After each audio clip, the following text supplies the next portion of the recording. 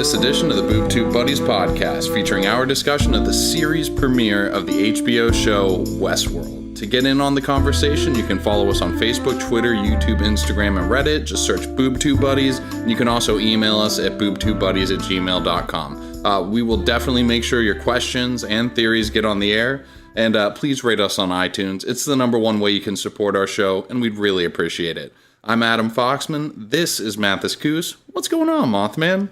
Oh, just a fucking awesome day of sweet TV. I got to watch Westworld today, which is amazing, and we'll talk about.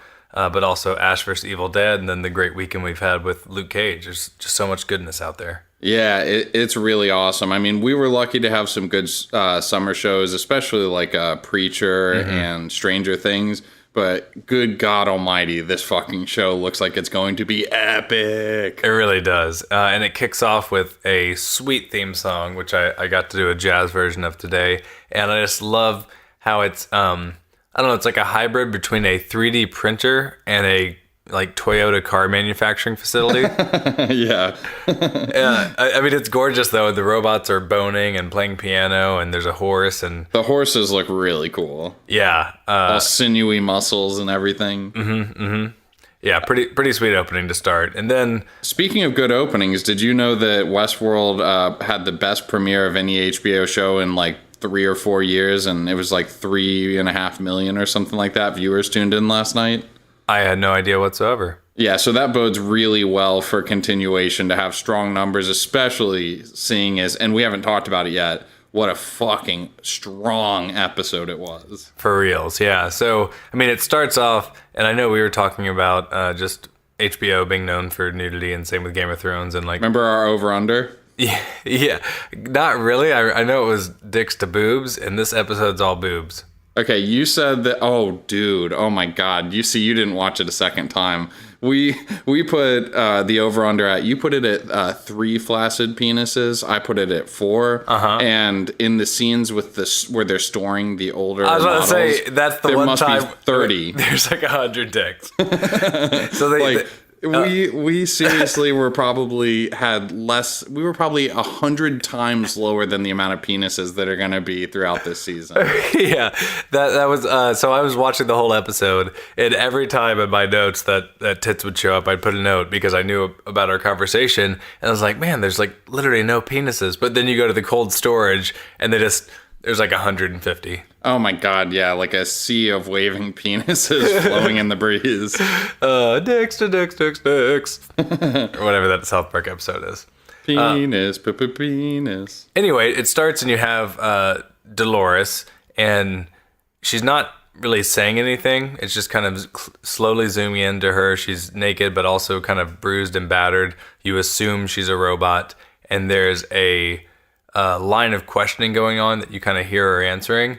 But yes, truthfully, it didn't really give a whole lot. It's really more of a bookend, and at the end, you kind of get the culmination of everything else that happens. Yeah, you get a few basic things. First off, obviously, she's a robot, so you get that. Yeah. The mosquito crawling on her face is a continuous thing throughout the episode. Yes, so we've got that. And she's asked questions about if she's ever noticed any inconsistencies. You can tell she's programmed to be the eternal optimist, and just gives you a little bit of backdrop by he's letting Dolores know that she's just there for the gratification of those that pay to visit their world.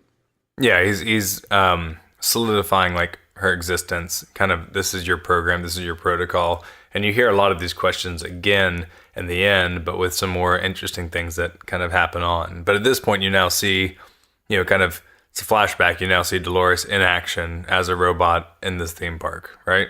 Yes, and throughout the next couple of scenes, we continue to hear, his name is Bernard, who is played by Jeffrey Wright. We continue to hear his line of questioning occasionally coming up throughout the next few scenes, it's being peppered over it. So in this scene, she walks out of her house, looks over a really gorgeous, picturesque countryside, talks to her father, Peter Abernathy, And just a couple of different things are happening here. Like we then get a shot of James Marsden's character, which is Teddy Flood is his name. Yes. And he is a guest coming into the town, or so you're led to believe. Yeah, at first, like, I was thinking he was the protagonist, kind of like from the movie. Yes. And totally. one of the things I drew, like, is immediately he's in the bar and he has the prostitutes hitting on him, but he says he'd rather earn a woman's affection. And immediately I'm thinking, this is the protagonist, and they immediately took a really big turn from the movie in which it's your typical tourist in the movie who's immediately wanted to bang broads and kill people.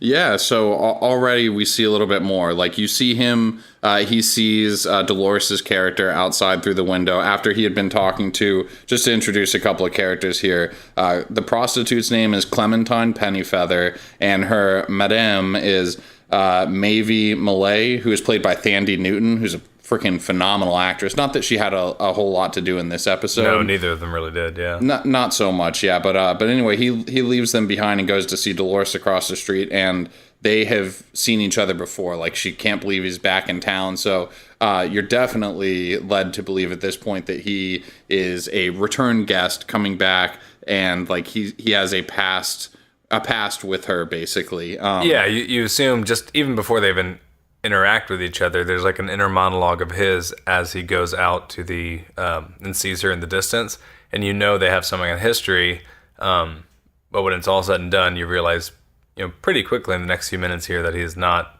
a guest.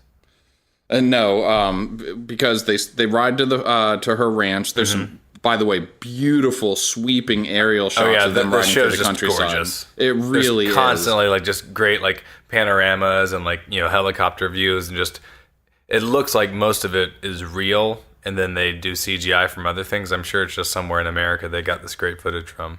Yeah, well, I read that the entire thing was shot in California, and all the outdoor stuff were shot in Southern California. Now, I haven't been to Southern California before, but it's hard to imagine even Eastern California looking like that. I mean, but that's what I read online, is that the whole thing was shot in California. I will say California has a little bit of almost every style of like outdoor environment. It's just so much of it, people aren't living there, so you have to go a trek. So I wouldn't be surprised, but they definitely make you think that it's like Arizona or New Mexico or definitely Texas, perhaps. Yeah, Texas. Like, so, but yeah, there is one scene here where they're looking at her farm from atop a vantage on a bluff, and she points out one of the cows that's leading ahead of the rest, and she says, "That's the Judas steer. You lead it wherever you want it to go, and all the other steer will follow it where it's meant to." And I only bring that up because that seems a little bit like a loaded line, like maybe one of the robots is like the Judas steer or something like that. Mm-hmm. I haven't really fleshed out a theory of it. It just seemed like something that could be called back to, so I wanted to throw it out there right away. I didn't actually catch that line, but we're about to talk about the Man in Black. He might be the Judas steer. Now, I got some theories about him too, and I want to talk about him because his turn in this immediately so much different from the movie. So like anybody who went back and watched the movie, we've got our own special set of twists right away here. Absolutely. So at this point they're going to go into the ranch, but they hear gunshots, and so then you kind of see light inside of that, because they're going to their father's house, and there are just some terrible nefarious villains, and the reason they're nefarious is because they're about to commit necrophilia. Yeah, nobody will care. She's still a little bit warm. They murder Dolores's mother. Then they murder her father, and the one guy that shoots the father, Peter Abernathy, in the head, pours milk all over his body. And then Teddy comes up and does and they turn around and he just pops both of them real quick. Yeah, and I do have, like, when they first heard the gunshots, and I think Teddy kind of slaps the horse and yeehaws, I wrote the note, "Hop up on my faithful steed." Then we're gonna ride, gonna smoke some weed. Good old Tenacious D. It's funny, I put a 100% different musical reference here, which is the milk mixes with the blood, like the Raconteurs Carolina Drama song. Oh, it's funny. Jack White just released a acoustic album it's like compiled acoustic recordings from White Stripes all the way up to like last year, and one of them is an completely acoustic version of Carolina Drama. Yes, that sounds amazing. I'm gonna have to check that out. And I actually have a note about milk with blood in the milk, and I knew it was from something, but couldn't put my finger on it. That's pretty cool. So this is where we get our intro to Man in Black, because he walks up at this moment and he's like, your daddy gave it up easy. I think he's losing his touch. And then he just fucking backhands her to the ground and says things about how he's been coming here for 30 years and she still doesn't remember him. And at that point, Teddy walks out. And again, at this moment as the viewer, you have no reason to believe that Teddy is not the protagonist. Yeah, he's just a guest. Mm-hmm. And he shoots the Man in Black a bunch of times and it has zero effect. And no blood, I was really nothing. I couldn't wrap my brain around immediately what was happening. I thought maybe he is a human and he's not acting correctly in this scenario. Until actually the next day where you end up seeing what's the character's name?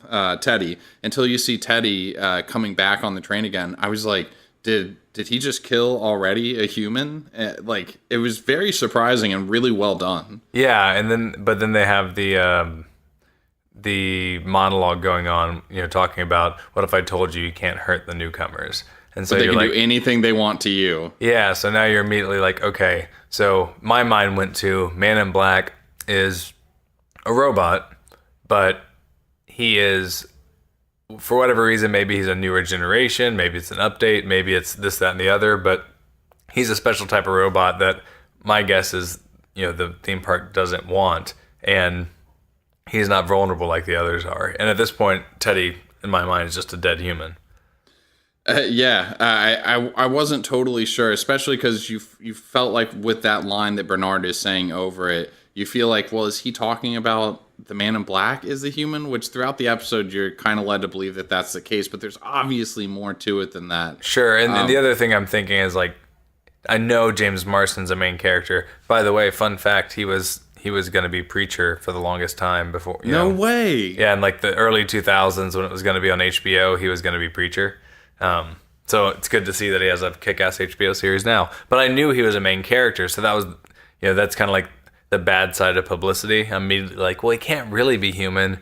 Or is he not dead and this is going to be the catalyst to all the issues going on with the park? He's the first human to get hurt or something, Yeah, I wasn't totally sure. Of course, as the episode pours on, you get a little bit more clarity on that. But so the Man in Black just drags off a screaming Dolores. Teddy finally gathers his wits again, starts shooting him, doesn't do a goddamn thing. And the Man in Black is just sitting there taking it for a minute as he's dragging Dolores by her hair towards the barn. And then finally he turns back, shoots Teddy in the heart and says, God damn, it feels good to be back. And then drags her off to the barn, obviously to rape her or something, as you're seeing point of view through Teddy's eyes as basically the lights fading out from him. Yeah, so pretty heartwarming opening. Yeah, I guess so. I mean, he is, the Man in Black. He's supposed to be pretty foreboding. Yeah, but now Teddy is riding into town again. And I will say, the moment this happens, I'm immediately annoyed. Because I like the movie Groundhog Day, but I really just don't like the let me see everything happen over and over again. It kind of annoys me. Luckily, some other stuff happened pretty quickly that made everything interesting. Notably, though, you do have the two ladies that obviously are guests and comment on him, how real he looks. Yes, and there are immediately other minor little things, like the guy that he bumps into the first time. This time he drops his hat. The sheriff doesn't talk to him. He talks to a guest walking, an actual guest walking past this time. And let's see what else. There's something with the prosties in the whorehouse too. I can't remember, but I know enough's different. It seems like a similar yet different scenario. But then the camera kind of pulls back and you are in the Delos laboratory and there's scientists creating robotic horses and people. It looks amazing. And there's already, you're getting tons of nudity. And by the way, there are actually a handful of flaccid penises in this scene. So, yep. Yup. but we didn't. We weren't correct. They don't have giant meaty like chode penises instead of meaty hands. I forgot we said that. Like we thought that was going to be the callback to how you, because in the original movie, for anybody listening that hasn't seen it, their hands are the dead giveaway. They can't figure out how to get them perfect. They're just these big meaty claws, and Mathis and I in our Westworld primer were saying, well, there's got to be a physical giveaway. Maybe their penises will just be like big unshaped blocks of Play-Doh. Yeah, which would just be the best part, because anytime like you'd not be sure if someone's a robot or not, they'd eventually get to a passionate like lovemaking scene, and the lady or man or whatever would be like, "Oh, you're a robot." Yeah, I guess that's a true story. What? No, it's a hypothetical story. Oh, okay. Yeah. I thought that. I mean, I thought you were talking about them like jamming their big Play-Doh penises, and whatever. We don't have to get into that any further. Okay, but this is the moment where you find out about the reveries, because Bernard is in there speaking with Elsie. Good old Bernie. Yeah, so he and Elsie, who is played by Shannon Woodward, very good Elsie actress. The older lady that kind of runs the joint, or like no, that's Teresa. Elsie is the younger one. Got it. Okay. Mm-hmm. Yes. Okay. Yeah. And he is like, Bernard is just amazed with this specific new little hand gesture, and he says that the creator, Dr. Robert Ford, added it in the most recent update. It's called Reveries, tied to memory. Yeah, so something in the subconscious. Yeah. Yes. And so this really quickly throughout the episode seems to be the crux of what little issues are occurring. And he takes a phone call and walks out, and then Elsie leans in and kisses the prostitute, which is never explained later. And I'm sure it's going to come up again, but there's something there, right? I wrote rape ? Oh, wow. Oh my gosh. That's a real hypothetical question. I mean, it is a robot. So technically speaking, you could say that everybody is doing that in the park. A little bit. Yeah, I think that's going to be a big part of the show, is the ethics of all of this. Because I think good sci-fi, which is what this so far isn't really like speculative. It's not really meant to examine what the world will be like in 50 years or 100 years. It's more of a examination of the world today. So like everything I see in this park seems very similar to the stuff that's going on with VR and like how weird that can be sexually. Yeah, true. I haven't done too much research into that, but it seems like you have, so maybe we can do a little segment at the end for it. Maybe. I think the best thing is just to have people look at screenshots, because they're super awkward and funny, of the VR porn festival in Tokyo, because it's just a bunch of closed men like having like dry humping with like dolls and stuff in mass. Oh my God, what? Like, it's just so weird. Say it again so that our listeners can write it down. I don't know the name of it, but there's just a virtual reality porn, like, I don't know, convention in Tokyo that was like, I saw the news reports on it, and it's just awkward. Huh, it sounds super awkward. Yeah, the Japanese are the worst. Oh, okay. There goes in that regard. There goes like 0.5% of our listenership. Way to go, Mothman. Yeah, sorry. So at this point, Bernie is called into that one, like the control room with the huge 3D map, and that's where Teresa Cullen, who is the older lady, she's like some kind of executive at Delos. Yeah, she's upper management. Yes, she tells them there's some sort of restless robot. It's in the sub-basement, and he's going to be accompanied down there by Stubbs, who is played by Luke Hemsworth, the least famous Hemsworth sibling. I guess. How many Hemsworth siblings are there? There's the one that plays Thor, and there's the one that plays the dude from Mockingjay. What is it called? Hunger Games. Oh, there's a third one? You're looking at the third one here. He's definitely the third one. The second one would be the Hunger Games one. Is there a fourth or fifth one, like the bald ones? I looked it up online because I just wanted to make sure before I said on air that he was the third Hemsworth, and it said, "Look out, Hollywood! There's a third Hemsworth," and so I'm just going off of that. Maybe there's a fourth, and Hollywood needs to continue looking out. Do you think Boob Tube Buddies should do a Kickstarter or GoFundMe for a fourth Hemsworth? If I ran Delos, that would be my first mission. Would be to create a fourth Hemsworth, and I'd call him Nubs. Yeah, I mean, I just think the first step is getting the money, and then we can figure out how to use it and make it happen. Well, yeah, episode 30 of Preacher will have that. Yeah. So anyway, Stubbs is like in charge of security or something, and he takes it really seriously, like full armor and detail to take care of this, which it's actually kind of nice that there's people here that take very seriously the threat of the robots coming undone. Although I guess that is kind of a trope within Michael Crichton things, because you have that doctor... Or he's not a doctor, but the one guy like, that raptor says, trainer, clever girl. Yeah, the raptor trainer. Yeah, that's super into it. I did also point out that all their guns, they're the RCP 90s from GoldenEye. Remember those? Oh, But I mean, oh yeah, nice. Yeah, those are pretty sweet guns. But yeah, that little SMG weird looking disky thing. Mm-hmm. But of course, they didn't have to use them because the only risk down there was seeing too many flaccid penises. Yeah. So they do go down there, and it looks like it was probably like some old entryway into Delos or something like that. You know what I mean? Like, it looks like at some point it was designed for like some grand entry hall sort of thing, but now it's in total disrepair, and it's just wave upon wave of flaccid penises. But in the back of that room, they see your first introduction, I think, right, to Dr. Robert Ford, which is Anthony Hopkins. So you see Anthony Hopkins, kind of the back of him, and he's talking to another robot, and one of the guys is getting geared up and like ready to shoot or what that is, and they're like, look, you don't want to decommission Dr. Ford, and it's an old jerky animatronic robot, and this whole scene is interesting because he's essentially decommissioning this classic robot that's been there forever, and it just reminded me as a kid.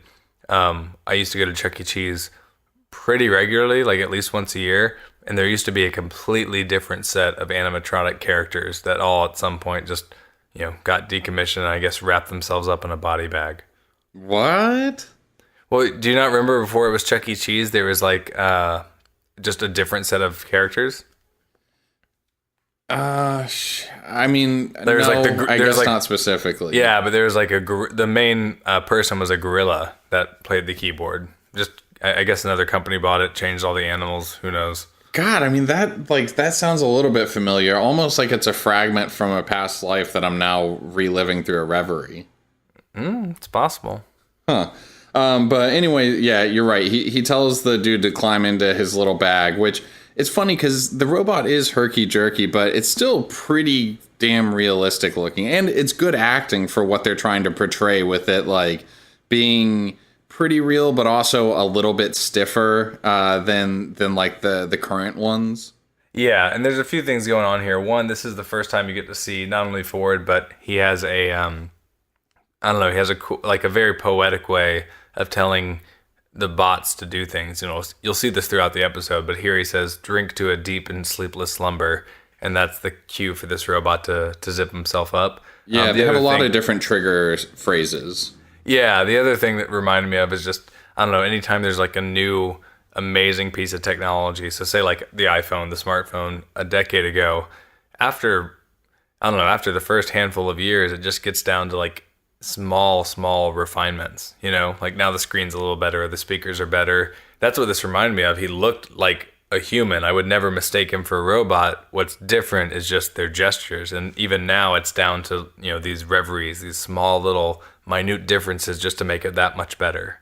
Yeah, and I that's actually a really good comparison with like the modern phones and things like that. Like, you have your first handful of like really big breakthroughs, and then after that, you're right, it becomes about like targeted refinement. Yeah. So, and there's another line that eventually we'll get to this scene, but this British, what's his name? The British dude that writes the stories.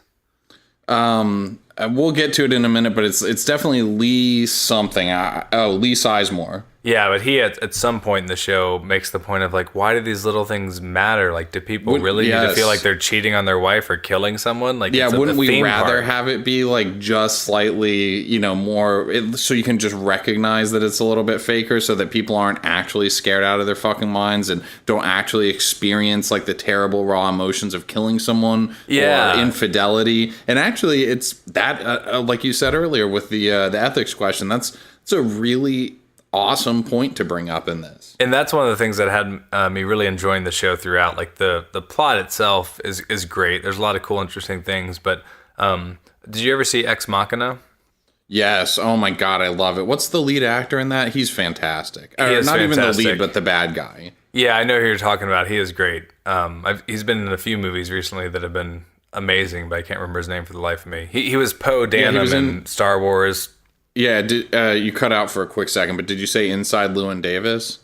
No, Inside Llewyn Davis, though. He was Poe Dameron in the new Star Wars movie, which everyone's seen. And then he was also in, like, The Most Violent Year. Oh, I didn't see that. Was that any good? Julia saw it and loved it. I never got around to it, but I remember like that was a critically acclaimed movie. Like a legitimately good actor, and I think that he actually sang the songs in Inside Llewyn Davis. Oh, really? Yeah, that's what I heard. And he did one of them with. Actually, it's cool. He did like the one with was it Justin Timberlake and then Adam Driver, who he actually ends up being in Star Wars with later. Oh, okay. But the reason I bring him up or that movie up is one of the things that was so interesting wasn't just the thriller aspect of it, but some of the ethical and moral questions being asked, and throughout there's a lot of just really interesting dialogue as they work through these different things throughout that continually has your brain spinning, Yeah, it does. Like, there are obviously, and actually I'm going to use a term that the Man in Black uses later, but there are like levels upon levels, and then there are like the deepest levels. For example, like whatever, because actually, you know what? Hold on. I'm just going to get to it organically because the part that I'm about to reference is like 2 scenes away. Okay. Okay, so first off, the newcomers, the husband and wife, they go with the sheriff up to the hills to find Hector. They find a dead body, and then the sheriff breaks down, and the flies on his face. He goes like, and I'm not actually saying this word, I'm just quoting it from Tropic Thunder, but he goes full retard. Yeah. Like, and his face is breaking down, one eye shooting in one direction, his mouth is going limp on one side. And then so that scene ends, and first off, the newcomers are fucking pissed. Like, they want to go back to town. They're like, they were coming here for full like, immersion. And they're just like, what the hell is going on? They're freaked out. They're not enjoying it. This is exactly what starts to happen in the movie. You have these little small instances happening. Just glitches, yeah. Yeah, but now you have the introduction of the head writer. Lee Sizemore. Yes. You have Bernie again, and then Teresa, and they're all looking at the sheriff. His eye twitching, his brow moving up and down like sporadically, and they're trying to figure out what is going on. It seems to have something to do with this update, which is, I think, 10% of the robots, to which Lee is just super pissed off. And this, I believe, is when they get into that conversation of, why do these reveries even matter? Aren't they good enough the way they are? Like, this is sacrificing my 100 narratives. I can't just pull 10% because then it throws off the different... It's like the most complex choose-your-own-adventure game ever. Yeah, and that's when like the conversation we talked about with the scaling back the realism. But then he mentioned something else interesting about how he knows that there is the part of this park that is for the guests. There's the part that is for the shareholders, and then there is a completely different motive that management has. And then Teresa's like, but you haven't figured out what that motive is. So your use to me is fuck all. Well, yeah, that's actually a later scene when it's just the two of them talking over like a balcony, right? Oh yeah, no, that's right now though. Like where we're at, I'm saying within like the flowing plot of the story, that's them up on the balcony right now. Oh, okay, because we have the first scene when they're just looking at the sheriff together, and this is where Bernie, is kind of creepy and says, he talks about her reverie, he talks about Teresa's eyebrow arching angrily as he holds it back. And then the 10% of the total amount, and Sizemore's like, fuck that, do you understand my narratives, how complex they are, and that whole scene. And then basically, like we get Sizemore and Teresa end up having a conversation. Oh, they later. break off, yeah, gotcha. So then one of like the first like really cool, really good glitching robot scenes is the one where it's one of the murderers who killed Peter Abernathy earlier, like the killed Dolores' milk dad guy. Yeah. Yes. And so he's killed like a full saloon's worth of people, and there are 2 guests in there that are just absolutely terrified. The robot's obviously been shot several times because he drinks milk and it comes pouring out of the hole. Yeah, I love that. And then that's when the Delos team comes in and disables him. Yeah, and Bernard doesn't seem very flustered by it, but Teresa is just like, this I mean, we can't have people like this. She's like, well, no, you don't understand. That's what he's programmed for. It's part of his narrative. Airplane taking off? Yeah, there's an airplane taking off. I couldn't hear it, but now I can. But anyway, like, his point is that just because it's a monster, like, it wasn't hurting the guest. It's part of one of these scenarios. Yeah, he's supposed to be a killer. And he's like, maybe his methods this time were a bit unconventional. Yes. He's like, the whole milk thing is kind of weird that he's kind of getting a serial killer personality, but... Yeah. Right. So this is the point where Bernard goes and talks to Dr. Ford about it and tells him about the issues with the Reverie Code and, about the mistakes in it. And Dr. Ford basically... They seem to have a really good rapport, and Dr. Ford says, mistakes are the backbone of evolution. You can tell that he is just one of those brilliant people that essentially talks in riddles and half enigmas and things like that all the time. Like me. Yeah, exactly like you. Yeah. You're very fun. So I guess I'm your Bernie. A riddle into a question, Adam. A riddle into a question. Oh my God, please no. If we podcasted like that, I think I might have to look for a different co-host. Just all I did was just stuff that didn't make any sense. Yeah. But so he even mentions things about so all diseases have been cured, he says. So, and I don't know if he's speaking actually that's just the truth of the future that they're in, that all diseases have been or are being cured. But he also says, we might even be able to recall the dead eventually. And I actually, can I go into my theory about the Man in Black now? Okay. So right here he's talking about, we could bring back, Lazarus, bring back the dead and things like that. And then earlier with Sizemore and Teresa, they're talking about management has their own separate set of things that they're trying to do here. Uh-huh. Okay, so what do you think about this theory? Is it possible that maybe the Man in Black was once a paying customer who, frequented here all the time, was getting older, was going to die, and then maybe, and I get that this is only supported by maybe 15%, but maybe he paid to have his consciousness put into one of the robots to be able to kind of live on within this thing. And he's kind of like a test pilot for this sort of program, which is why he has all these kind of issues with him where he's trying to find the deepest levels of the game because he's not quite exactly remembering how he was as a human, perhaps. But what do you think about that? It's definitely possible. I mean, my inclination thus far with the Man in Black is simply that he is a kind of like what we see happen with Dolores or her father. It's just a robot that has simply figured out what's going on and has moved past it and now is self-aware and essentially has been able to bypass different protocols and not be injured and have all these other things to make him realistic and like flesh. But it could absolutely be something like that, the idea of moving a consciousness into a new body. But either way, there's something mechanical going on that's keeping it from bleeding. Because it wasn't like in the movie where the gun just wouldn't fire on a human. It fired, holes were put through the vest, but just no blood came out. Yeah.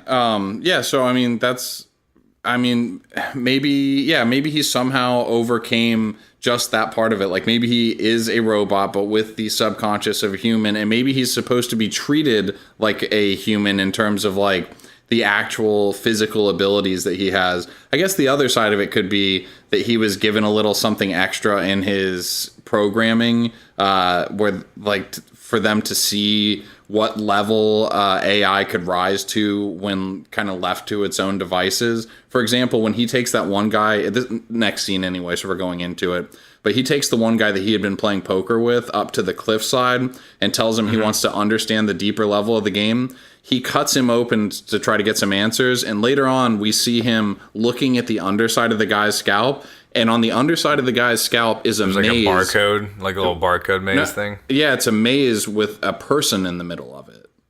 Yeah, it's like a symbol looking thing. Yeah, but I mean, it's like I paused it the second time through, and it's absolutely a maze with like a stick figure human being in the middle of it. Like at the center of it.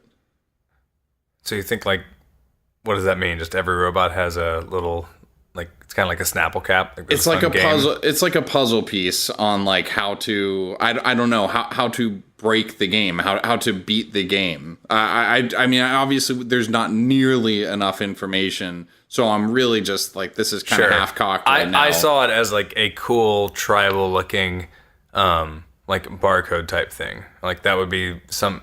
And I could see it was obviously very stylized. It didn't look like just lines and a barcode, but I could see that as something like they scan and that's the protocol for that, robot as they put it together. I guess so. It just seemed like to have a maze with a guy who's trying to find the deepest level of the game, who just happened to target this one, and he had that thing under his scalp. I don't know. It seemed like too much to be a coincidence. Yeah, I mean, I guess we'll have to see. Again, there's not enough. Like, I have no way that I could confirm any of this stuff. Now, I just wanted to, like, kind of throw it out there into the universe, because, I mean, that's part of what we're doing here, is trying to go into theories and stuff like that. And in watching it the second time, I just started wondering more and more about his place in it. But we don't have to get too bogged down, and we can go on to the next scene, which is Dolores at the start of a new day, and that's when her dad's acting really bizarre. Yeah, and which is it? This same day when she's like out by the lake painting? Yeah, this is actually the scene before this one. I didn't even write it down because there wasn't too much to it other than that the one kid walks up to her and basically is like, "You're not real." Yeah, the only reason I wrote it down was because of that, but also because the moment I saw a black family, I was wondering, because it's like an emulation for that time, is everyone just terribly racist? But then you realize they were guests. And she's perfectly fine to him, but somehow that kid knows that she's a robot, Yeah, I guess that's true. I mean, I guess with any of the, I mean, I don't want to go into too much race stuff, but do you think that any black people that are in it would have to, basically because of the time period they're in, be in some sort of like subservient role? Like, would you go back to witness racism? And would they really program that into the park that's meant to be designed for all people to come to? I got the impression, because later you see a black man like dressed to the nines and carrying a pistol coming out with like... First off, he's only dressed to the 4.5s because he doesn't have a shirt on. No, I'm saying later. Like there's a guy in just a completely different scene that's with a bunch of other white people. Like my inclination from watching that's the guy. I think that's the guy that I'm talking about. The same one that I'm talking about a different scene later. The very muscular black guy. I couldn't see his muscles. He had like a long shirt and a jacket on. Oh, I guess I didn't see that guy. Yeah. Anyway, it looks to me like that's not the case. Like they're just, guests are just normal citizens, and they've changed that from history for this. But it made me think about, there's a comic called Transmetropolitan, and there's an issue where this reporter essentially spends the whole time going to, this is, some unknown hundreds of years in the future, but they've tried to preserve all these different cultures. Not necessarily time zones like Western or Rome or anything like that, but different cultures. So there's, you go into these areas where it's a few thousand people that still live here. They don't have any knowledge of the outside world. They've cut them off with technology. It's kind of like that movie, The Village, and it's just like a Mayan culture that still sacrifices, things to gods and whatnot. Wow. And what is that? Transmetropolitan's the comic, and that's just simply an issue of it. But I feel like they would have given us a lot stronger cues in this if it was incredibly accurate in that way.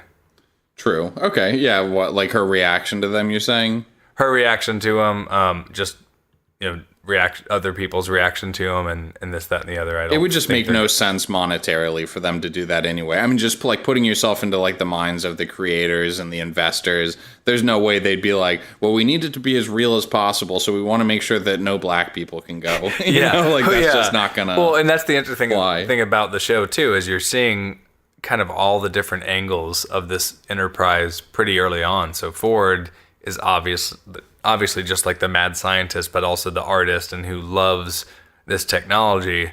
But then you have just the executives that it's really just about creating compelling narratives and a compelling experience, so they continue to make the bottom line.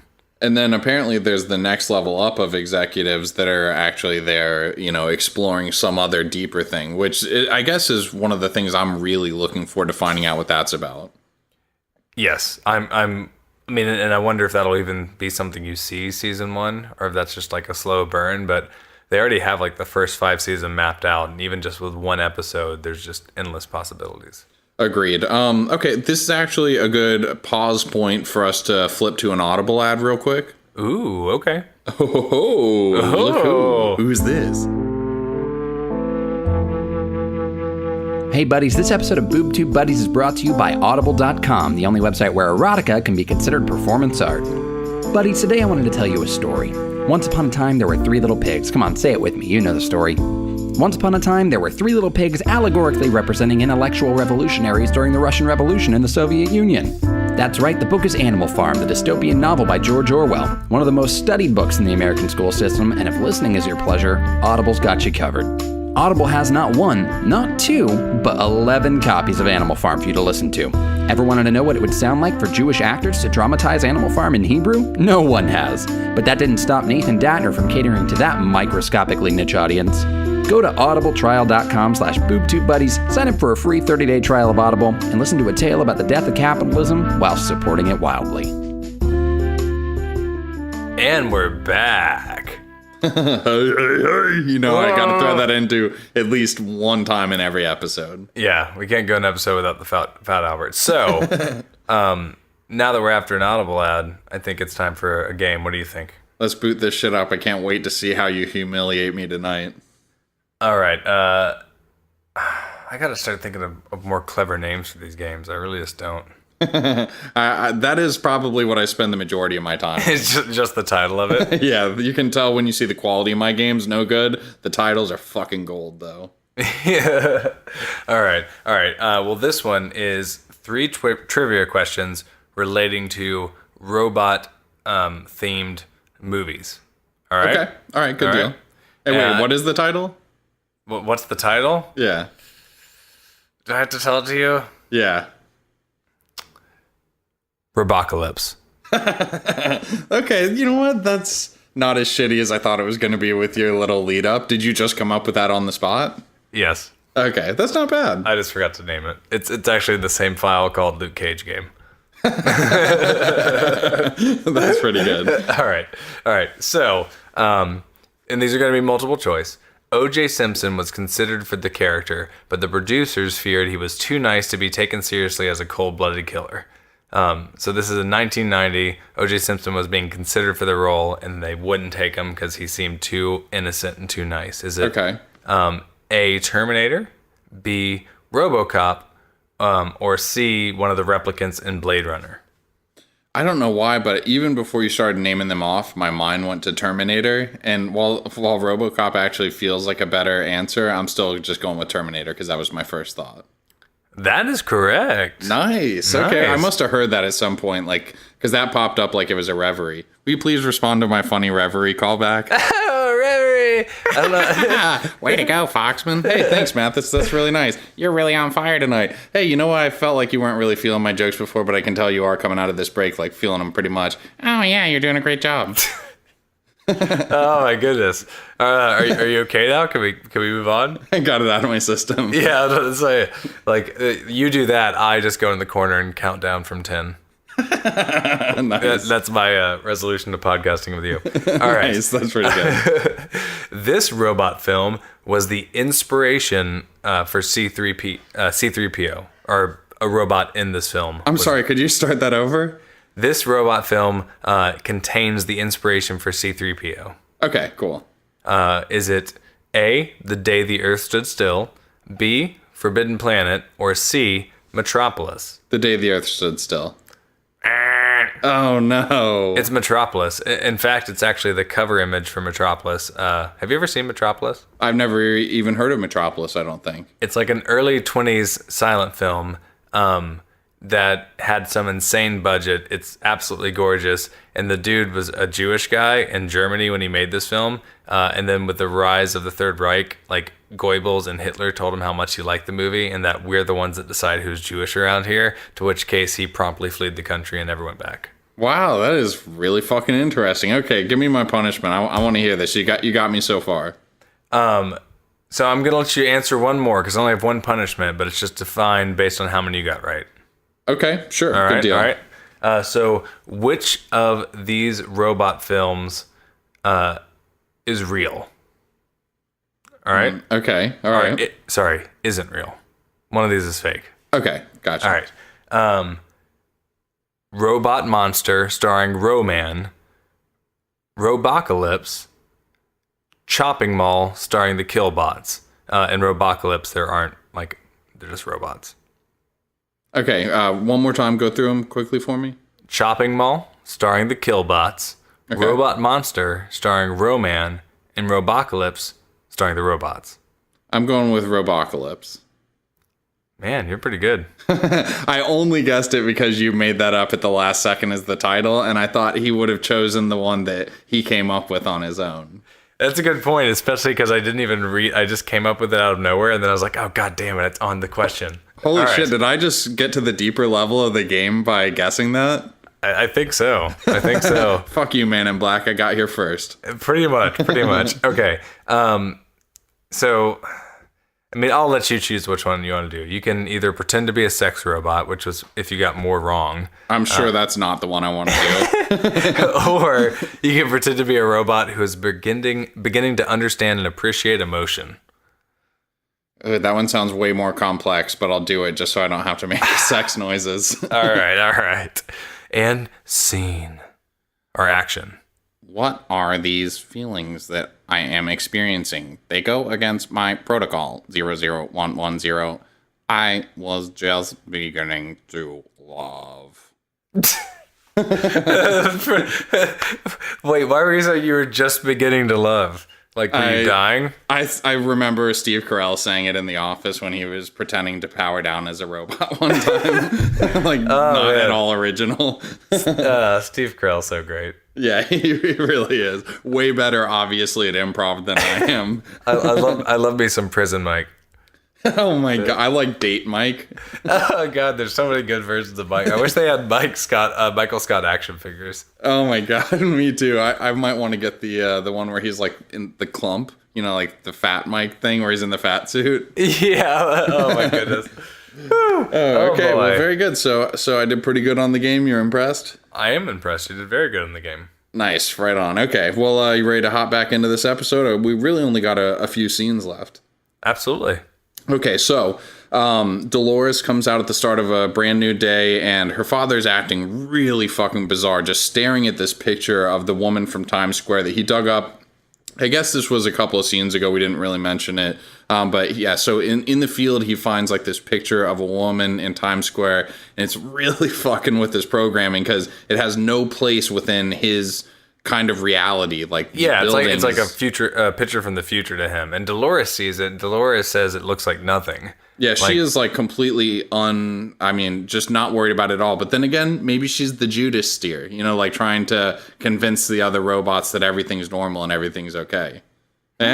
Call back to the Judas steer thing? On the fly? Not bad. I can buy it. So anyway, he whispers something in her ear that really frightens her, which I'm actually just going to go ahead and skip ahead because he does actually, we find out what that is, which is he whispers, "These violent delights have violent ends." And I have no idea what significance that holds, but we find out later that's what he whispers right here. And she just freaked the fuck out. So she flies back into town on her horse looking for a doctor. She sees Teddy, but at that moment, some riders come into town, and we forgot to mention the earlier in the episode, the Black Hole Sun. Oh, I actually have that note. Yeah, Black Hole Sun on the player piano, and then we're about to go into a scene where we have paint it black and full glory. Yeah, so good. Yeah. I really, really, really love the. Well, obviously, if anybody's listened to our podcast before, or even just at the intro of this one, we really like to sublimate different songs or repurpose them with different sound tones.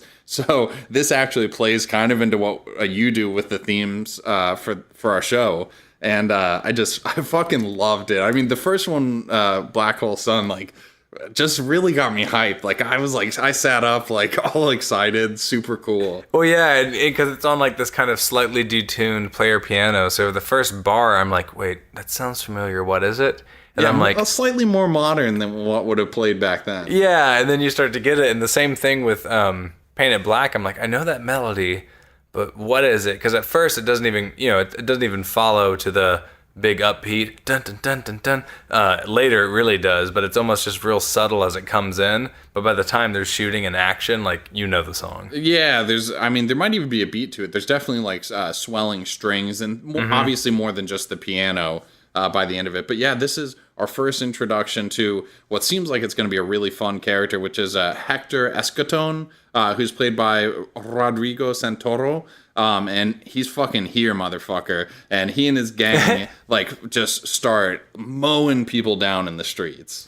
Yeah, and earlier we did see, I don't know if it was the sheriff. Was it the sheriff? But someone was complaining about this guy still being out there on large, and they put up a wanted poster. That's who started to malfunction? Yeah, and that's the couple was going up into the hills looking for Hector and his gang, actually. Yes, so now you actually get to see Hector. They're badasses. They're just tearing up the town. They're also robbing the place. Female sidekick was really cool, too. Like, when she pulls out the rifle and just starts, doesn't miss, just bam, bam, bam, bam. I think her name, by the way, I just looked it up on IMDb earlier, is Armistice. Armistice, okay. It's a pretty badass name. Good cowboy name. Go ahead. Sorry, I cut you off. Oh, but then, there's also the fun antics of this Western era heist. So there's this giant safe that's like 6 feet tall that they have tied up, and they push off the railing, falls onto the ground. Then they tie it up with rope and have the horses like hoist it away so that they can, I guess, take it somewhere to try to crack it open. And Hector's having like that, just like a kind of cool back and forth with Mavie, who is, again, that's Thandie Newton, who's the madame. And they're just, because it's kind of like he's recognizing this is also somebody who lives kind of like, in this, also the seedier end of life like myself. Like, he recognizes like a kindred spirit. Obviously, they're robots, so that's programmed. But it's just kind of cool that like they're gunning everybody down, but he leaves her just because he likes their repartee. Yeah, and then I think my favorite part of this whole shootout is when the dude's talking to someone that's kind of like, I think, hiding on the ground with all the chaos, and his face gets blown over by her. He's talking to I think it's Pennyfeather, the prostitute. Yeah, like he's about to rape her. And the other one just shoots him in the back of the head, and you literally just see his face explode towards the screen. It's a really cool, and because his face is taking up like 70% of the frame. It's just gone. Yeah, it's just gone. And then it cuts away to her, like, looking helpless but relieved. And I think it's like half of his face is just on the piano or whatever was next to her. Oh, yeah, definitely. Like, it blows apart like bloody wrapping paper. Really fucking cool. And, of course, during this scene, poor fucking Teddy dies again. Like, the 5th time we watch this guy die.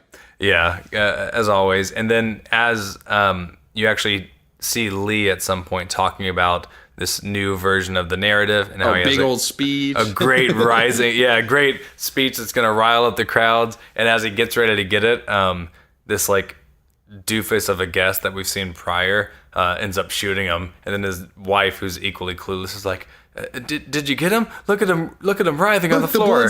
I shot him in the neck. Hurry, go get the photographer. It's just so funny because like it's this hardcore badass moment, swelling music, gunfire, people being mowed down the streets, a big heist being pulled off. Yeah, and then fucking Dingleberry just comes up and shoots him in the neck and is all like giddy about it. Wants his picture taken like he's at fucking Disneyland. It was just that was super just funny. Great, and like you just don't see it coming because of the angle that the guy shoots him from. No, very funny. And that's kind of the humor that you actually see in the movie really early on. Like you have the news reporter talking to people that are like giddy, but they haven't really worked that in. All the guests, the guest role in the first episode was actually pretty mild.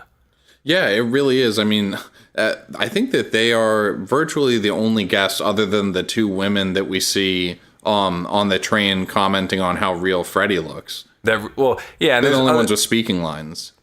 Yeah, outside of that, the family that talks to Dolores when she's painting. Oh, good point. But it's a lot of small talk. Like there's very few guests that have talking lines that are actually meant to be heard that aren't just kind of like rabble in the background. And by the way, I think that this couple it seems very much based on the couple that was in Medieval World in the 73 film. The one where the guy has to fight the Black Knight and then his wife is there as well. They kind of seem like they're that couple because it's kind of like the schlubby guy and then like the semi-uptight wife. Yeah, it's true. They kind of are a little bit analogous. They fit the archetypes. So, Sure. But okay, let's get into the last scene. I'm sorry, I don't know if you heard me jostling the mic right there. I hope that didn't come through. I just thought you were playing around a volleyball. I suck. So unprofessional. We get Bernard and Dr. Ford are sitting with Peter Abernathy, which is Dolores' father. He's just sitting there naked in the laboratory discussing the events. And can I just say real quick before we get into it, whoever the actor is that's playing Dolores' father, Peter Abernathy, really, really good job. I mean, the acting throughout all of this was spot on, but that scene right there was fucking chilling. I mean, the way that he plays like back and forth between human and robot, and then like the emotions bubbling at the surface, it was like a truly great acting performance right there. And Anthony Hopkins is always so good, so to play opposite him is always, like, I would imagine, is a challenge, but they have this great back and forth because he has these lines that are always very poetic, but you realize that they're a protocol and they're telling the robot to do something different, like to disregard emotion, to tell me what your initiative is. So he goes between being like the charming, cowboy, like rancher that's like, well, there's three things: take care of my wife, tend to my herd, and I'm the man I am today because of my daughter. Yeah. And then a switch to like him bordering on psychosis and breaking. Yeah, because Dr. Ford's asking him to access previous configurations, which he can do. And he says that he has to warn Dolores, he has to protect her from Ford and the rest of them. And then this is the part I love. He says, like, my itinerary is to meet my maker. I'll have such revenges on both of you. What are they yet? I know not, but they will be the terrors of the earth. Yeah, but then he says, well, I'm your maker. He says, I'll have my mechanical here's revenge. your chance. Yeah. And then they're like, hey, man, Bernie's like, that is beyond the glitch, dude. That is something we need to worry about. He's like, let's look at this. Yeah, he's like, no, not really. It's just that he's accessing prior programming. Don't you remember? He used to be the professor at the dinner party. He's just quoting this book. Yeah, which in that one, he was a leader of cultist cannibals who practiced out in the desert. And yeah, that's when they realizing like the fragmentations that's happening. These reveries are allowing them to access these stored memories that are supposed to basically, be buried so deep that they can't really be touched. But the reveries, which are only really supposed to be creating extra little bits of movement and reaction, are actually being drawn upon to essentially turn them all into schizophrenic robots. Yeah. So these updates aren't seeming to be the best. I don't know. It's kind of like yeah, that's a mild way to put it, right? Well, it's kind of like reincarnation, but you totally have memories of the past life, and how fucked up and weird would that be?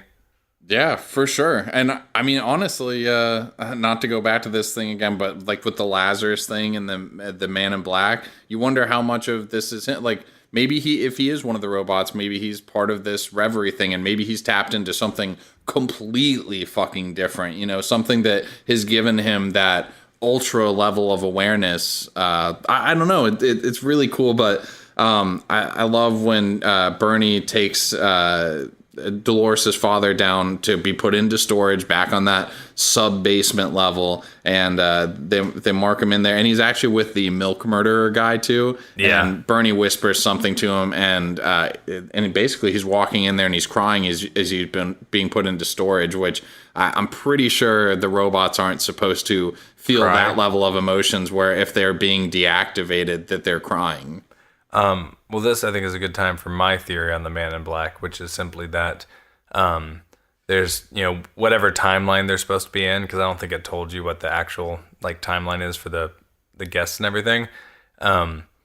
He's on Twitter or whatever the current social media platform is, and he just has a ton of followers. Oh, okay. So he just like tweets out some commands and some righteous BS to fuck with people, and then the robots start going crazy and doing crazy shit. And then the M. Night Shyamalan twist at the end is that he was actually just a Twitter bot.